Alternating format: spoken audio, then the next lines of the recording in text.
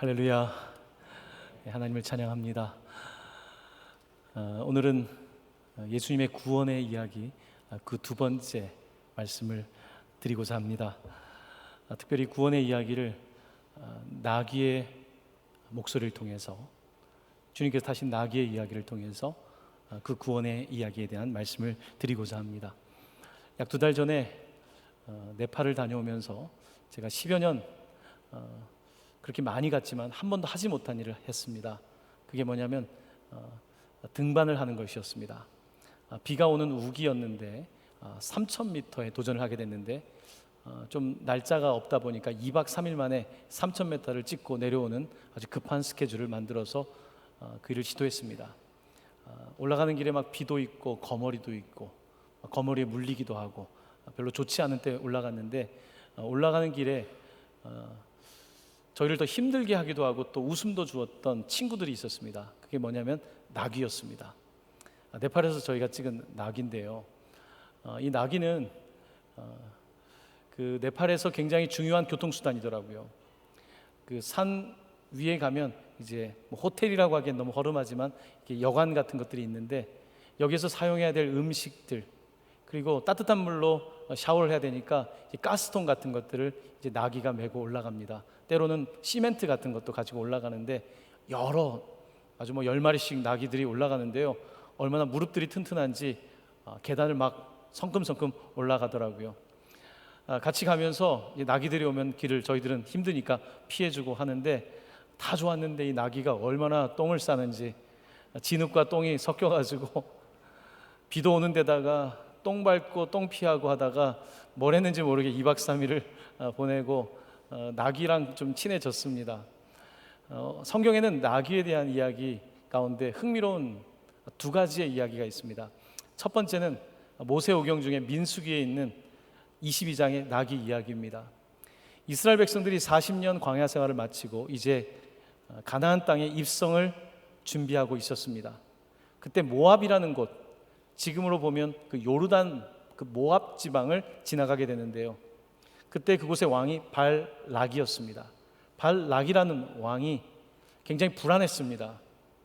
이들이, 이 큰 무리들이 이곳을 지나가니까 불안했기 때문에 자신이 할 수 있는 것 가운데 하나였던 바알의 선지자를 불러서 저들을 저주해달라는 종교적인 하나의 전쟁 전략을 세웠던 것입니다. 그때 그 선지자의 이름이 발람이었습니다. 발람은 이 일을 하기가 싫었습니다. 근데 계속되는 설득으로 이제 산당에 올라가서 이스라엘 저주하기 위해서 출발을 하는데, 자신이 늘 타던 나귀를 타고 가게 되었습니다.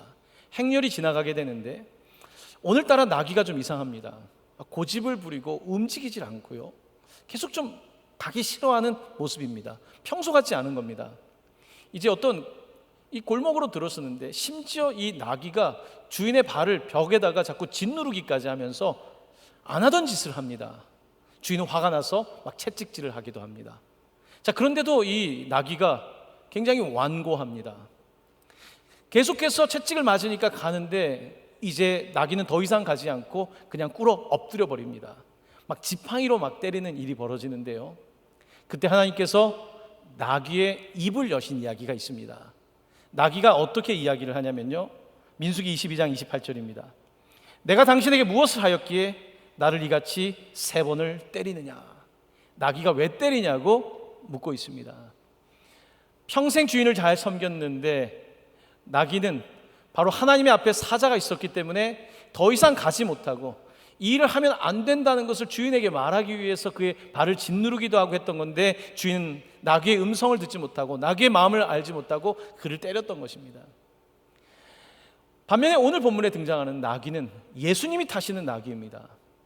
예수님은 이 나귀를 타시고 예루살렘에 입성하시는데요, 이 나귀는 전 세계에서 가장 유명한 나귀가 되고 맙니다. 매번 사순절이 될 때마다, 종려주일마다 이 나귀는 항상 등장합니다. 이 나귀 새끼는 주님 오실 때까지 설교 시간에 나올 나귀입니다. 누가 그 나귀를 타느냐에 따라서 그 운명이 결정되는 것입니다. 성경은 이 나귀의 이야기를 통해서 나귀의 목소리를 통해서, 또한 말 없는 나귀의 이야기를 통해서 우리에게 말을 걸어오고 있는데, 오늘 그 이야기를 여러분들과 함께 나누고 싶은 것입니다. 지난주에 이어서 오늘 두 번째 이야기는 벳바게라고 하는 동네로 이동을 하게 됩니다. 예수님은 지난주에는 베단이라는 마을에서, 베단이라는 마을의 뜻은 가난한 사람들의 집이란 뜻이죠. 이 가난한 판자촌, 산 아래에 있는 그 감람산 아래에 있는 그 베단이라는 마을에서 예수님은 한 나병 환자 시몬의 집에서 식사를 하고 계셨습니다. 그때 마리아가 와서 300데나리온이나 되는 옥합을 깨뜨려서 예수님께 붓고 장례를 준비했습니다. 오늘 본문은 그 베다니 옆에 있는 마을인 벳바게를 지나고 있었습니다. 이 벳바게라고 하는 마을의 이름의 뜻은 무화과 나무의 집입니다. 이스라엘에 가면 당연히 무화과 나무가 많죠. 특별히 이 감람산 아래에 있는 이 벳바게에는 무화과 나무가 많았습니다. 놀랍게도 지금 이 시점은 예수님이 이 땅에서 일주일도 남지 않은 시간인데, 예수님은 벳바게를 지나가시면서 무화과 나무를 바라보면서 굉장히 의미 있는 이야기를 많이 하셨습니다. 오늘 읽은 본문 말씀 그 다음인데요, 그 다음 19절 21절에 있는 말씀입니다. 제가 말씀을 한번 봉독하겠습니다. 길가에서 한 무화과 나무를 보시고 그리로 가사 잎사귀밖에 아무것도 찾지 못하시고 나무에게 이르시되 이제부터 영원토록 내가 열매를 맺지 못하리라 하시니 무화과 나무가 곧 마른지라. 우리 그 다음부터는 같이 읽겠습니다. 만일 너희가 믿음이 있고 의심하지 아니하면 이 무화과 나무에게 된 이런 일만 할 뿐 아니라 이 산더러 들려 바다에 던져지라 하여도 될 것이요 너희가 기도할 때에 무엇이든지 믿고 구하는 것은 다 받으리라 하시니라. 아멘. 이 벳바게라고 하는 마을에서 예수님은 이런 말씀하신 겁니다. 무화과 나무를 보시면서 잎만 무성한 겁니다. 열매가 없습니다. 그것을 바라보시면서 주님께서 저주를 하시고 이제 무화과 나무가 마르는 일이 있었습니다. 예수님은 일주일밖에 남지 않은 시간 이 무화과 나무를 통해서도 메시지를 주고 싶었던 것입니다. 이 벳바게 무화과 나무의 이 마을에서 안타깝게 보시는 거예요. 잎사귀만 많고 열매가 없는 이 땅의 모습을 바라보면서 안타깝게 여기시는 것입니다. 왜 열매가 없을까? 믿음이 없으니까. 믿음이 없기 때문에 열매를 얻지 못하는 것을 바라보면서 잎은 굉장히 많고 겉으로 보기에는 그럴싸하지만 가까이 다가가면 무화과가 없는 것이죠. 바로 오늘 본문은 그 벳바게를 배경으로 하고 있습니다. 오늘 우리가 먼저 이 복음을 들을 때에 우리의 자신의 모습을 살펴봐야 됩니다. 벳바게 마을에서 주님이 하셨던 것처럼 오늘 우리에게는 정말 열매가 있는가? 가을을 맞이하면서 우리에게는 열매가 있는가? 믿음의 열매가 있는가? 아니면 우리에게는 그냥 잎사귀만 무성한가? 사람의 생각은 많이 있고 사람의 계획은 많은데 믿음이 없기 때문에 열매를 얻지 못하고 있는 것은 아닌가? 오늘 본문은 거기에서부터 시작을 하고 있는 것입니다. 자, 이 벳바게 마을에서 주님께서 이제 한 가지 중요한 일을 제자들에게 맡기셨습니다. 이제 본문 속으로 좀 더 들어가 보겠는데요, 1절 2절 말씀입니다. 우리 함께 말씀을 봉독합니다. 예수께서 두 제자를 보내시며 이르시되 너희는 맞은편 마을로 가라. 그리하면 곧 매인 나귀와 나귀 새끼가 함께 있는 것을 보리니 풀어 내게로 끌고 오라. 예수님께서는 나귀와 나귀 새끼를 가서 끌고 오라고 말씀하셨습니다. 왜 그러셨을까요? 나를 물건이 있었을까요? 아니었습니다. 예수님 어떤 물건을 나르기 위한 것이 아니라 자신이 이 나귀에 타고 하나의 공연을 하려고 했던 것입니다. 공연, 어떤 공연일까요?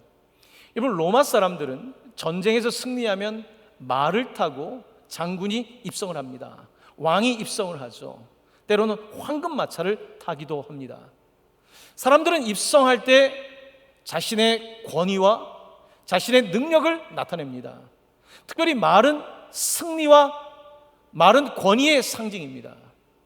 많은 사람들은 말을 타고 예루살렘에 들어갑니다.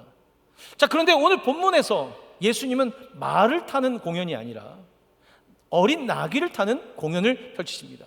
퍼레이드를 펼치는데 말을 타고 많은 군인들이 따라가는 것이 아니라 아주 어린 나귀 새끼를 타는 아주 독특한 공연을 보여주시는 것입니다.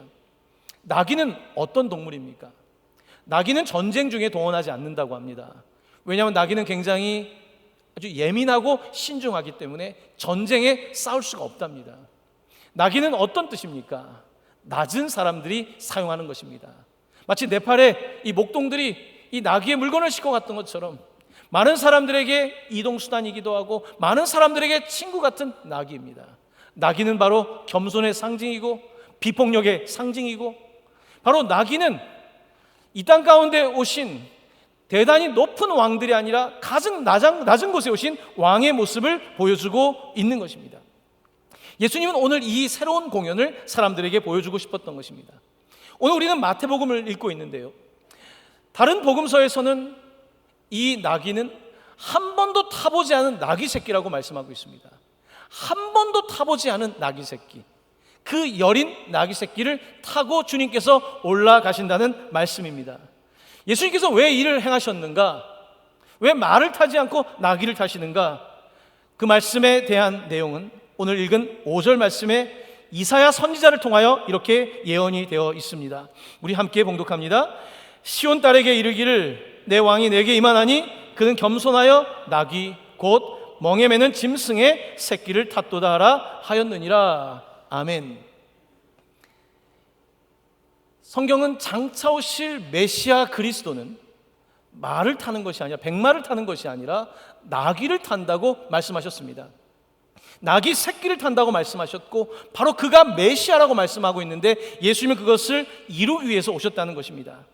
이 같은 내용의 말씀이 스가랴서에서도 이렇게 기록되어 있습니다. 스가랴 9장 9절입니다. 시온에 따라 크게 기뻐할지어다, 예루살렘에 따라 즐거이 부를지어다.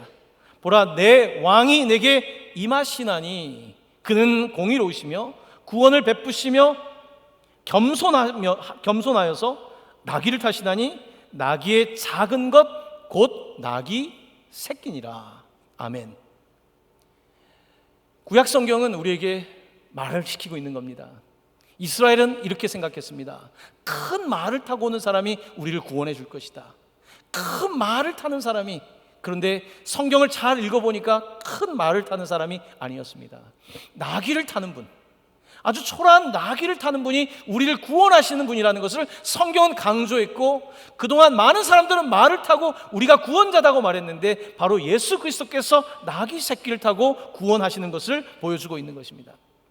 자, 그런데 오늘 본문 가운데 특별히 이번 주에 설교를 준비하면서 저의 눈을 사로잡은 단어가 있었습니다. 21장 1에서 2절, 조금 전에 읽었던 말씀의 후반부를 보시면요, 맞은편 마을로 가서 곧 메인 나귀와 나귀 새끼가 함께 있는 것을 보리니 풀어 4개로 끌고 오라고 되어 있습니다. 잘 보면 나귀 새끼와 그 어미 나귀를 같이 끌고 오는 것입니다. 복수형을 사용하고 있습니다. 나귀 새끼만이 아니라 그 나귀도 같이 오는 것입니다. 저는 마가복음과 누가복음에는 나귀 새끼만 등장하는데 나귀와 나귀 새끼라고 하는 복수형을 마태복음은 쓰고 있습니다. 왜 마태복음은 이렇게 기록하고 있을까? 이것이 저에게 의문사항이었고, 그것을 묵상하는 중에 하나님께서 저에게 주신 작은 감동이 있었습니다. 어린 나귀 새끼의 모습 속에 저는 우리 주님의 모습을 보게 되었습니다. 아무 말씀도 하지 않고 아무도 타보지 않은 그 어린 나귀가 지금 주님을 태우고 가고 있죠. 바로 그 어린 나귀 새끼 자체에서 주님의 모습을 보게 되었습니다. 마치 도살장에 끌려가는데 말하지 않는 어린 양 같은 어린 나귀의 모습이 있고요, 또 반면에 함께 걸어가고 있는 어미 나귀가 있는 것입니다. 바로 그의 모습 속에서는 우리 하나님 아버지의 모습을 보게 된 것입니다. 우리 하나님 아버지께서는 어린 나귀를 타고 가시는 주님, 바로 그 옆에 바로 있는 거죠. 말씀하지 않지만 아들 하나밖에 없는 독생자 예수 그리스도께서 이 골고다 언덕으로 예루살렘을 향하여 나아가는데 바로 어미 나귀도 같이 갔던 것입니다. 말하지 못하고 함께 걸어가고 있는 그 복수형을 쓰고 있는 장면에서 저는 그동안 보지 못했던 말씀의 은혜를 경험하게 되었습니다. 사랑하는 성도 여러분, 오늘 이 두 나귀와 나귀 새끼의 걸어가는 모습을 상상해 보십시오. 많은 사람들은 멋진 말과 황금마차를 타고 가건대 하나님이 그 모습으로, 가장 낮은 모습으로 이 예루살렘을 향하여 걸어가고 있는 것입니다. 그 언덕을 향하여 걸어가고 있는 주님의 모습 속에서 우리는 구원이 무엇인지 기독교의 핵심 메시지를 듣게 되는 것입니다. 구원이란 더 강한 사람이 와서 힘으로 구원하는 것이 아닙니다. 강하신 주님께서 가장 낮은 곳에 연약한 모습으로 오시는 것, 아들이 십자가를 지는데 침묵하는 바로 그 어미 나귀의 모습에서 우리는 구원을 보는 것입니다. 오늘 우리의 삶에 구원을 주는 것은 내가 이런 일을 하겠습니다, 저런 일을 하겠습니다라는 수많은 공약을 외치는 권력을 갖고 있는 사람이 아니라 가장 낮은 곳에서 자신을 내어주는 바로 나귀와 침묵하는 하나님에게 있다는 사실을 우리는 보게 됩니다. 바로 이 침묵하는 나귀는 우리에게 많은 말을 걸고 있는 것입니다. 마치 선지자 발람에게 말을 못하니까 가서 그냥 그 다리를 칠 수 있도록 가서 짓눌렸던 그 나귀가 그 주인에게 했던 것처럼 그 음성을 들려줬다면, 오늘 이 두 나귀와 나귀 새끼는 침묵 가운데서도 말을 하고 있는 거예요. 침묵 가운데에서도 어떤 시인이 말한 것처럼 소리 없는 아우성을 치고 있는 거죠. 바로 예수 그리스도에 관하여 바로 이것이 구원이라고 이 침묵하는 나귀의 모습을 통하여 성경 우리에게 그 말을 하고 있는 것입니다. 자, 이렇게 주님은 나귀를 타시고 가시기 위해서 이제 제자들을 보내셨는데요. 여러분, 예수님의 입장은 알겠는데 제자의 입장에서 본문을 좀 보면 제자들 입장에서는 조금 난감했을 것 같습니다.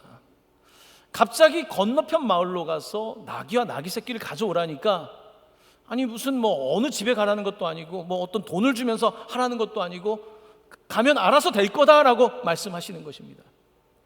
예수님은 이런 방식으로 일을 많이 하십니다. 우리는 묻죠. 그러니까 어느 집에 가야 됩니까? 얼마를 가지고 가야 됩니까? 주님은 그게 아닙니다. 그냥 가라는 것입니다. 건너편 마을로 가라는 거예요. 다 준비되어 있다는 거예요. 그럼 저희는 아니 준비를 해주셔야죠. 어떻게 합니까? 근데 참 놀랍게도요, 하나님께서는 그냥 가보면 다 돼 있다는 말씀을 하십니다. 그럼 여러분들, 우리가 믿음으로 그걸 받아들여야 되는 거예요. 준비됐다 그러면 네, 가보겠습니다, 해보겠습니다.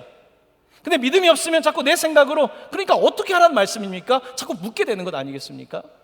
두 제자는 믿음으로 가게 됩니다. 갔더니 물론 그 당시에 나귀가 많이 있었겠지만 준비된 나귀와 나귀 새끼가 있었습니다. 주님은 이미 보고 계셨던 것입니다. 사랑하는 성도 여러분, 하나님은 보고 계십니다. 나는 어떻게 해야 되나 쩔쩔매고 있는데 주님은 알고 계십니다. 준비해 놨다는 것입니다.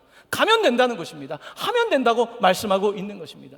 근데 우리는 계속해서 내 생각에 머물면서 하나님의 말씀을 듣기보다는 그저 계속해서 판단만 하고 있지는 않습니까? 시편 139편 1에서 4절 말씀입니다. 제가 좋아하는 말씀인데요, 여호와여 주께서 나를 살펴보셨으므로 나를 아시나이다. 주께서 내가 앉고 일어섬을 아시고 멀리서도 나의 생각을 밝히 아시오며 나의 모든 길과 내가 눕는 것을 살펴보셨으므로 나의 모든 행위를 익히 아시오니 여호와여 내 혀의 말을 알지 못하시는 것이 하나도 없으시니이다. 아멘. 하나님은 아신답니다. 나는 내가 걱정하고 있는데 하나님은 아시는데 내가 앉고 서는 것도 아시고요, 멀리서도 우리의 생각까지 밝히 하신답니다. 우리는 남이 1시간을 이야기해도 그 생각이 뭔지를 모르겠는데 주님은 밝히 아신답니다. 주님은 우리가 눕는 것도 아시고 심지어 말하기 전에 아신답니다. 내가 기도 하나님이라고 말하기 전부터 내 말에 무엇이 있는지를 알고 계신다고 말씀하고 있는 것입니다. 그러므로 하나님께서는 오늘 우리에게 말씀하십니다. 내가 말하는 대로 해보라는 것입니다. 그 동네로 가보라는 것입니다. 나귀가 준비되어 있다는 것입니다. 가서 훔쳐오라고 말씀하는 것이 아닙니다. 비도덕적인 행위를 하라는 것이 아닙니다. 내가 시키는 대로 하면 일이 될 거라고 말씀하신 것입니다. 자, 이제 그 두 제자가 가게 됩니다. 두 제자가 그곳에 도착했더니 정말로 어딘가 찾아다녔지 않겠습니까? 나귀와 나귀 새끼가 있었던 것입니다. 그때 그들은 그것을 이제 주님께서 풀어오라고 했으니까 그걸 풉니다. 남의 거를 막 푸는 거예요. 여기서 푼다라고 하는 단어가 굉장히 중요합니다. 마가복음은 푼다라는 단어를 굉장히 여러 차례 사용하고 있는데요, 특별히 마태복음에서 가장 중요한 본문인 마태복음 16장 19절은 푼다라고 하는 단어를 이렇게 사용하고 있습니다. 함께 이 말씀을 봉독합니다. 내가 천국 열쇠를 내게 주리니 내가 땅에서 무엇이든지 매면 하늘에서도 매일 것이요 내가 땅에서 무엇이든지 풀면 하늘에서도 풀리리라 하시고. 아멘. 천국 열쇠를 주신다면서 이 땅에서 매면 하늘에서도 매이고 이 땅에서 풀면 하늘에서도 풀린다고 말씀하셨습니다. 지금은 그 나귀를 풀라고 말씀하십니다. 여러분, 항상 맬 때가 있고 풀 때가 있습니다. 경제도 돈을 묶어 놓아야 될 때가 있고 풀어야 될 때가 있습니다. 지금은 막 돈을 묶는 시기 아닙니까? 인플레이션 때문에. 그러다가 또 문제가 생기니까 또 풀겠죠? 맸다 풀었다 하는 것입니다. 맬 때가 있고 풀 때가 있는 거예요. 규제를 해야 될 때가 있고 규제를 풀어야 될 때가 있습니다. 지금은 어떤 때인가? 나귀를 풀라고 말씀하고 있는 것입니다. 그런데 여러분, 어미 나귀 입장에서나 주인 입장에서는 이 어린 나귀를 어떻게 풉니까? 아직은 때가 아니라고 생각할 수 있습니다. 아직은 이거를 풀기에는 너무 준비가 안 됐다, 걱정될 수 있습니다. 그런데 주님은 그것을 풀라고 말씀하십니다. 어린 나귀를 풀라는 거예요. 한 번도 타보지 않았는데 얼마나 불안합니까? 그런데 이것을 주님이 타시겠다고 말씀하고 있는 것입니다. 그럼 우리는 조금 더 많이 해봤던 나귀를 쓰시면 어떻겠습니까? 우리의 방법으로 말하는데 주님은 아닙니다. 이것을 풀어내라는 것입니다. 오늘 본문은 우리에게 지금 중요한 이야기를 하고 있습니다. 사랑하는 성도 여러분, 하나님의 일은, 하나님의 사역은 우리가 생각하는 시점에 푸는 것이 아닙니다. 우리가 생각하는 것을 푸는 것이 아닙니다. 하나님이 말씀하시는 것을 푸는 것이 가장 중요합니다. 오늘 주님께서는 그 나귀를 풀라고 말씀하고 있습니다. 그 어린 나귀를 풀어서 일을 하자고 말씀하고 있는 것입니다. 많은 경우에 성도님들을 만날 때 풀어야 될 때 매여 있는 분들이 참 많습니다. 풀어야 될 때, 근데 겁이 나는 거예요. 풀지를 못하는 거예요. 과거에 매여 있습니다. 과거의 상처에 매여 있습니다. 과거의 생각에 매여 있습니다. 과거의 감정에 매여 있습니다. 풀지 않으면 구원은 나타나지 않습니다. 풀어야지 구원이 나타나는 거예요. 근데 풀지를 못하는 거예요. 매여 있는 것이겠죠. 아직은 겁이 나고 두렵기 때문이겠죠. 하나님께서는 오늘 이 나귀 새끼를 풀라고 말씀하고 있습니다. 사랑하는 성도 여러분, 여러분에게 구원이 필요하죠. 다 구원이 필요하지 않습니까? 어떻게 해야 구원을 받겠습니까? 구원을 받는 길은 없습니다. 다른 길은 없습니다. 그것은 오늘 본문의 말씀처럼 내가 너에게 천국 열쇠를 줄 테니까, 내가 매라고 할 때 매는 것이고 내가 풀라고 할 때 풀면 하늘에서도 매이고 하늘에서도 풀린다고 말씀하고 있습니다. 무엇을 묶어야 되겠습니까? 사단을 묶어야 되는 것입니다. 사단의 생각을 묶어야 됩니다. 사단이 주는 감정을 묶어야 됩니다. 사단이 주는 것들은 묶어야 되는 것이고 성령이 주시는 것은 풀어야 되는 것입니다. 과감하게 풀어야 되는 것입니다. 그래야만이 하나님의 역사가 나타나는 것입니다. 이런 사도행전을 보면 안디옥 교회가 있었습니다. 안디옥 교회는 선교로 유명한 교회였습니다. 안디옥 교회를 향해서 하나님께서 이렇게 말씀하셨습니다. 사도행전 13장 2절입니다. 우리 이 말씀을 함께 읽습니다. 성령이 이르시되 내가 불러 시키는 일을 위하여 바나바와 사울을 따로 세우라 하시니. 아멘. 여러분, 성령이 시키는 일을 하라고 말씀하십니다. 우리가 회의하고 합의해서 하는 일보다 더 중요한 것은 성령이 시키는 일을 하라고 말씀하고 있습니다. 성령은 어떤 일을 시켰을까요? 바울과 바나바를 따로 세우라고 말씀하십니다. 바울과 바나바는 그 교회 핵심 인물입니다. 핵심을 다른 교회로 보내라는 거예요. 핵심을 선교사로 파송하라고 말씀하고 있습니다. 여러분, 그런데 바울과 바나바를 안디옥 교회가 묶어놨다고 생각해 보십시오. 바울과 바나바를 안디옥 교회가, 이분들은 우리 교회를 위해서 있어야 될 분이니까 묶어놨다고 하면 어떤 일이 벌어졌을까요? 소아시아, 터키 지역, 유럽 선교의 문이 열리지가 않습니다. 그들을 풀어놓았을 때에 그들이 전 세계를 다니며 복음을 전한 것입니다. 그런데 그들을 메어놓았다면, 그들을 묶어놓았다면 어떤 일도 벌어지지 않는 것입니다. 하나님이 풀라고 할 때 풀면 놀라운 일이 벌어집니다. 바울과 바나바는 상상하지 못한 일을 했다고 성경은 말씀하고 있습니다. 사랑하는 성도 여러분, 여러분의 인생도 마찬가지라고 생각합니다. 성령께서 여러분에게 무엇이라고 말씀하십니까?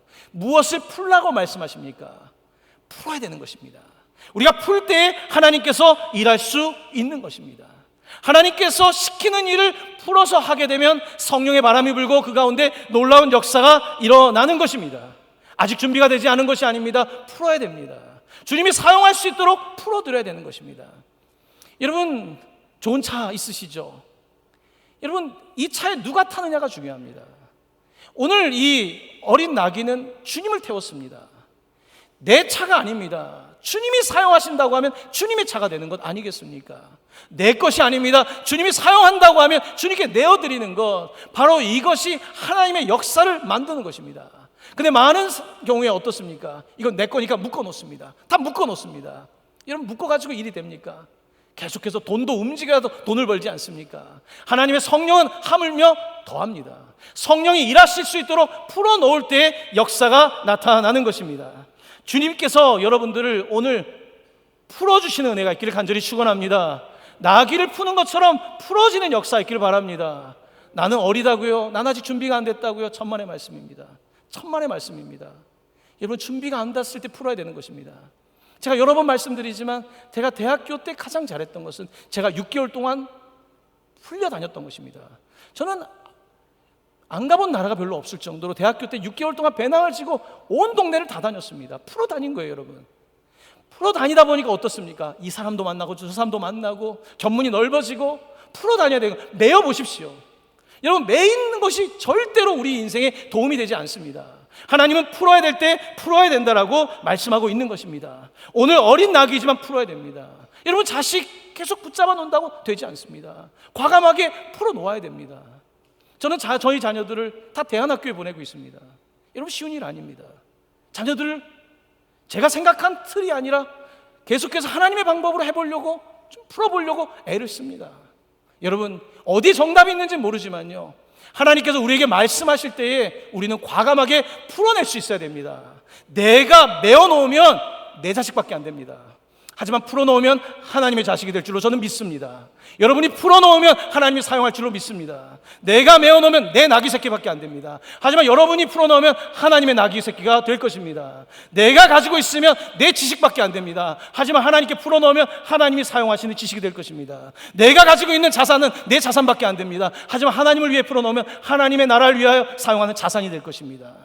우리는 이것을 믿는 사람들입니다. 이것을 믿지 못하고 주저하는 사람은 계속해서 무화과의 잎사귀는 많지만 열매를 맺지 못합니다. 반드시 풀어놓을 때에만 하나님의 역사가 나타나는 것입니다. 그렇습니다. 예수님께서는 오늘 이렇게 제자들을 보내서 풀어놓으라고 하셨는데요, 자, 이렇게 제자들이 이제 이걸 막 풉니다. 그런데 주인이 와서 뭘 따지면 어떡합니까? 그때 예수님께서는 이렇게 말씀하십니다. 21장 3절입니다. 함께 봉독합니다. 만일 누가 무슨 말을 하거든 주가 쓰시겠다 하라. 그리하면 즉시 보내리라 하시니. 내가 지금 주인이에요. 내가 이 나귀의 주인인데 제자들이 가서 왜 푸냐 그러면 주님이 쓰신다는 거예요. 여러분, 이게 얼마나 황당한 얘기입니까? 내가 주인인데 주인이 쓰신다고 말하라는 거예요. 여러분이 주인이시죠? 내가 주인이라고 생각하시죠? 주인 뭐라고 말씀하십니까? 주님이 쓰시겠다는 겁니다. 내가 자식을 쓰는 게 아니라 주님이 쓰시겠다는 거예요. 주님이 쓰시겠답니다. 이 별것 안 되는 지식을 주님이 쓰시겠다는 거예요. 주님 사용해 주십시오. 별거 아닌 능력을 주님이 사용하신다니까 주님 사용하십시오. 너무 부족한 건강이지만 주님 사용하십시오. 주님이 사용하신다는 거 아닙니까? 오늘 성경의 핵심은 주님이 사용하신다는 것입니다. 주님이 사용할 때에 놀라운 일이 벌어진다는 것입니다. 풀어서 하나님께서 하나님의 마음대로 사용하신다는 것입니다. 2000년 동안 나귀를 사용하고 있습니다. 2000년 동안이나 계속해서 이 나귀를 통하여 말씀하고 있는데 나귀의 생명이 몇 년이나 됩니까? 하나님의 역사는 그런 것입니다. 여러분, 저희가 오이교회를, 오이처치와 카페를 만들고 나서요, 기도하는 중에 이번 주부터 9월 첫 번째 주일입니다. 5개 교회가 시작하게 되었습니다. 5개 교회가 이제 교회 간판이 붙어 있습니다. 아침 7시 반부터 5시 반까지 제가 누차례 말씀을 드렸습니다. 오늘 우리 교회가 하려는 사역들이 어떤 것인지요. 2019년도에 저는 청년들을 바라보면서, 특별히 153 학교를 출퇴근하고 보면서 유한대학교 학생들이 제 눈에 보였습니다. 거기에서 학생들을 보면서 기쁨이 없는 그들의 표정을 보면서 저들에게 복음을 전하면 좋겠다. 그래서 청년 둥근교회를 시작했습니다. 코로나 중에 막 교회가 문이 닫혀 있지만요, 몇 명 되지 않는 청년들이 그곳에 모여서 계속 기도했습니다. 얼마 전까지도 모여서 예배를 지켜왔습니다. 자, 그렇게 지내다가 이제는 그 둥근 교회가 5교회가 된 겁니다. 저는 2019년대에 성도님들에게 말씀을 드렸습니다. 앞으로는 둥근 교회뿐만 아니라 세모교회, 네모교회, 마름모교회, 다양한 교회가 생겨야 된다라고 말씀을 드렸습니다. 교회는 하나가 아니라 다양한 모습을 갖고 있다고 말씀을 드렸습니다. 5교회 교회가 만들어진 것입니다. 그 사용하고 있는 건물은요, 오랜 동안 묵혀 있어서 제대로 쓰지 못하는 건물이었습니다. 그 건물을 고쳐서 주가 쓰시겠다고 하니까 고쳤습니다. 자, 그런데 우리만 씁니까? 우리 건물입니까? 아닙니다. 선교사님들이 세운 건물입니다. 우리가 재정을 투자하고 함께 기도하고 이제는 5개 교회가 사용하는 거예요. 주가 쓰시겠다고 하지 않습니까? 강소형 교회, 큰 교회만이 아닙니다. 여러분, 작은 교회들은 너무 힘들어요. 큰 배는 웬만한 파도에 흔들리지 않지만 작은 배들은 금방 흔들립니다. 이 교회들이 설 수 있도록 하는 거예요. 강소형 교회, 작지만 강한 교회. 이건 꼭 백화점 가서 물건을 사는 건 아니지 않습니까? 어디 맛집에 가면 그곳에 가지 않습니까? 강소형 교회를 만드는 겁니다. 어떤 교회는요, 청년들을 바라보고 있습니다. 어떤 교회는 상처받은 자들을 바라보고 있습니다. 어떤 교회는 지금 부부가 아무도 없습니다. 기도하면서 교회를 준비하고 있습니다. 왜 그렇게 할까요? 몰라요. 목회자들도 주님이 쓰신다니까요. 주님이 쓰신다고 하니까 거기서 기도하고 있는 거예요. 답답하죠? 주님 언제 쓰십니까? 나는 언제쯤이면 성도들이 많아질 것이며, 언제쯤이면 선교도 할 수 있으며, 안타까운 마음을 가지고 있지만 주가 쓰신다니까 부부가 버티고 기도하고 몇 사람이 함께 하고 있는 것입니다. 우리는 그 일을 돕는 거예요. 동광교회가 그 일을 돕는 거예요. 우리는 얼만큼 지금 편하게 예배를 드리고 있지 않습니까? 일하기보다는 그냥 예배 드리면 끝나지 않습니까? 하지만 작은 교회는 모든 성도들이 일을 해야 돼요. 그러니까 그 교회 다니는 게 부담스럽지 않습니까? 주가 쓰시겠다니까 하는 겁니다. 사랑하는 성도 여러분, 주님은 쓰신다고 합니다. 주님이 쓰실 때는요, 우리의 생각을 열어야 됩니다. 동광교회 묶어놓으면 안 됩니다. 다른 교회도 7시 반, 5시 반 상관없습니다. 우리 교회 공간이요? 우리 겁니까? 아닙니다. 지금 학대아동 쉼터를 지금 짓고 있습니다. 우리 거 아닙니다. 성도님들이 헌금을 드리고 수고해서 만든 것입니다. 주님이 사용하셨다고 하는 거 아닙니까? 네팔에 학교를 지었습니다. 3층 건물을 지었습니다. 학생들이 너무나 늘어나서 4층을 지어야 된다고 합니다. 주가 사용하시겠다고 합니다. 여러분, 어떤 사람을 주님이 사용하십니까? 주님 사용하십시오. 주님 사용하십시오. 주님 부족하지만 사용하신다면 주님께 드리겠습니다. 나는 100원밖에 없지만 주님 10,000원으로 사용하실 줄로 믿습니다. 나는 머리가 이것밖에 안 되지만 IQ가 200이 넘는 사람보다 더 위대하게 사용할 줄로 믿습니다. 이게 믿음 아닙니까? 우리는 그런 믿음을 따라 살아가는 사람들 아닙니까?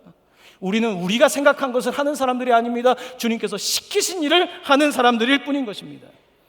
그렇습니다. 오늘 본문은 말씀하고 있습니다. 이 구원의 사건을 말하고 있는데요, 마태복음 21장 9절 말씀입니다. 함께 봉독합니다.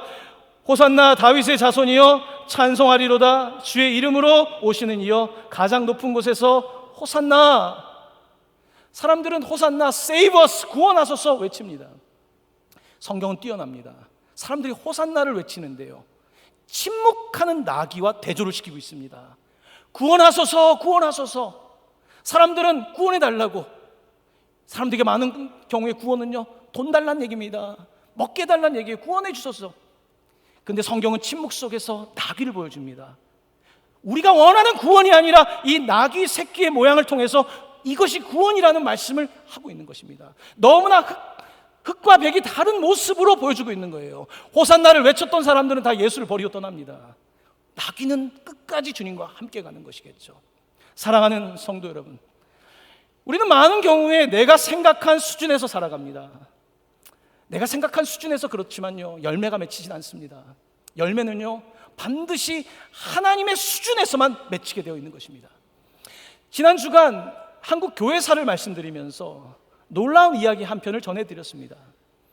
한국에 최초로 온 목회자이면서 이제 선교 활동을 했던 분은 언더우드와 아펜젤러입니다. 1885년 4월 5일 부활절에 이곳에 도착하게 됩니다. 근데 정말 재미있는 스토리는요, 언더우드 목사는 인도 선교를 준비하고 있었고 신학교를 마친 다음에 더 주님의 일을 하기 위해서 의과대학을 다니고 있었습니다. 아펜젤러는 일본 선교를 준비하고 있었습니다. 한 사람은 인도, 한 사람은 일본을 준비하고 있었습니다. 본인들은 그렇게 믿고 있었어요. 자, 그런데 한국의 이수정이라는 사람이 믿은 지 1년도 안 돼서 편지를 쓰게 됩니다. 미국의 선교부에. 조선 땅을 바꿀 수 있는 유일한 길은 복음을 받는 것인데 선교사를 보내주십시오. 그 편지가 미국 선교부에게 전달되고 신학생들에게 전달되고 그 가운데에 도전을 받은 사람이 있었던 겁니다. 언더우드는 인도를 선택했다가 조선 땅으로 가게 됩니다. 아펜젤러는 일본을 선택했다가 조선 땅으로 오게 됩니다. 그 두 선교사를 통해서 장로교와 감리교가 오늘에 이르게 된 것입니다. 사랑하는 성도 여러분, 주님이 하시는 일에 내가 인도를 10년을 준비해도 조선을 갈 수 있는 거고요, 내가 일본을 10년을 준비해도 조선을 갈 수 있는 것입니다. 하나님은 나의 계획을 묻는 것이 아니라 너가 나의 계획에 순종하겠니? 라고 묻고 있는 것입니다. 주님의 계획에 순종할 때에 어떤 일이 벌어지게 될까요? 바로 오늘 나귀의 이야기입니다. 하나님은 놀라운 구원의 역사를 만들어 가시는 것입니다. 사랑하는 성도 여러분, 요즘 여러분의 길이 막혔다고 실망하십니까? 오히려 그 길이 아니면 막히는 것이 맞습니다. 오히려 그 길이 막히기 때문에 다른 길을 가는 것입니다. 내가 학교에 떨어졌습니까? 오히려 거기에 떨어졌기 때문에 다른 것을 할 수 있는 것입니다. 하나님은 우리에게 하시는 말씀이 있습니다. 우리가 그 말씀을 듣는다면 우리는 반드시 구원에 동참할 수 있을 것입니다. 사랑하는 성도 여러분, 우리 주님은 여러분들을 구원하기 위하여 오셨습니다. 그것은 바로 나귀의 구원입니다. 나귀의 역사입니다. 여러분들 어린 나귀를 타고 입상하시는 주님과 함께 할 수만 있다면 여러분들이 주님이 쓰시는 나귀가 되어 어디든지 가서 주님께 영광 올려드리는 인생이 될 수 있기를 예수님의 이름으로 간절히 축원합니다. 아멘. 이 시간